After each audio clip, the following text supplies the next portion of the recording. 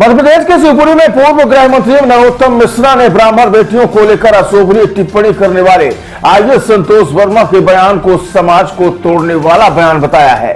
उन्होंने कहा कि ऐसे लोगों के कारण उनका मन पीड़ा से भर जाता है, खासकर वर्मा द्वारा उनकी बेटी के लिए बोले गए शब्दों के कारण। कहना चाहता हूं, ऐसी मातृशक्ति को महाराज जब कोई उंगली उठाता है तो मन पीड़ा से भर जाता है। एक वो संतोष वर्मा नाम का अधिकारी महाराज आईएएस, उसने हमारी बेटी के लिए ऐसे शब्द कह दिए कि मन पीड़ा से भर गया।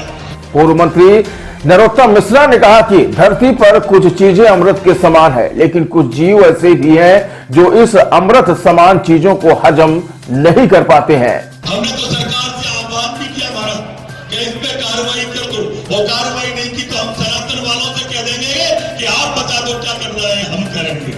हम बिल्कुल उनके लिए कहने के लिए तत्पर हैं, किसी भी कीमत पे संतोष वर्मा जैसे ऐसे लोग जो समाज को तोड़ने का चिंतन रखते हैं, ऐसे लोग जो तोड़ने की बात करते हैं, उनकी हम निंदा करते हैं खुले मंच के साथ में।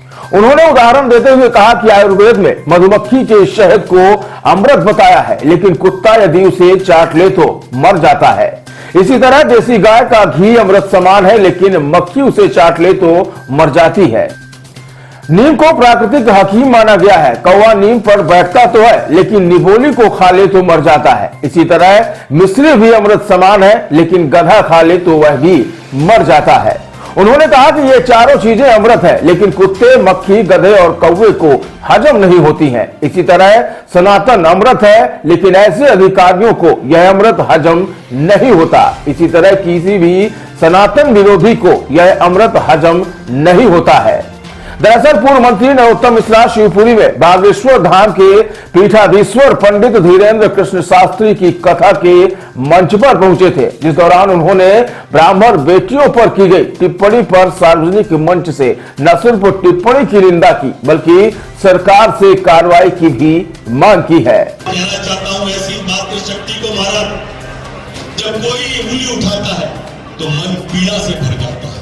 एक वो संतोष वर्मा नाम का अधिकारी महाराज आईएएस, उसने हमारी बेटी के लिए ऐसे शब्द कह दिए कि मन पीड़ा से भर गया। हमने तो सरकार से आह्वान भी किया महाराज कि इस पे कार्रवाई कर दो, वो कार्रवाई नहीं की तो हम सनातन वालों से कह देंगे कि आप बता दो क्या करना है, हम करेंगे।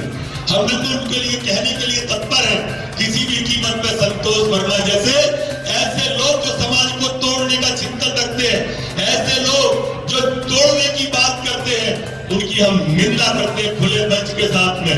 महाराज आपने तो नारा दिया कि जात पात की करो विदाई, हम सब हिंदू भाई भाई, लेकिन समाज के अंदर कुछ ऐसे लोग हैं जिनको आपकी ये बात समझ में नहीं आ रही। और मैं इसलिए आपकी मन से जब मैं नंदुरबार सरकार पर था तब भी मैंने वो वाली बात कही थी कि समाज के अंदर कई चीजें अमृत होती है, लेकिन अमृत होते हुए भी कुछ लोगों को हजम नहीं होता हुआ। कुछ जीव पृथ्वी पे ऐसे हैं जो उस अमृत को हजम ही नहीं कर पाते। जैसे हमने देखा है कि आयुर्वेद के अंदर हमारे यहाँ जो शहद होता है, जो देसी शहद होता है, छोटी मक्खी का शहद होता है, वो आयुर्वेद में अमृत माना गया है, लेकिन कुत्ता अगर उसको चाट ले तो मर जाता है। ये हमारे यहाँ आयुर्वेद के अंदर देसी गाय का घी अमृत माना गया है, और मक्खी उसको चाट ले तो मर जाती है। हमारे यहाँ नीम को हकीम माना गया है। कौवा नीम के ऊपर बैठता है, लेकिन अगर वो कौवा उस निबोरी को खा ले तो मर जाता है।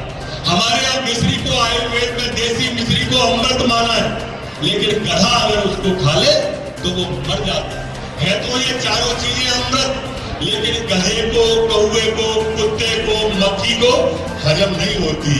ऐसे ही सनातन अमृत है, लेकिन इस तरह के अधिकारियों को ये अमृत भी हजम नहीं होता। ये सनातन विरोधियों को ये अमृत भी हजम नहीं होता है।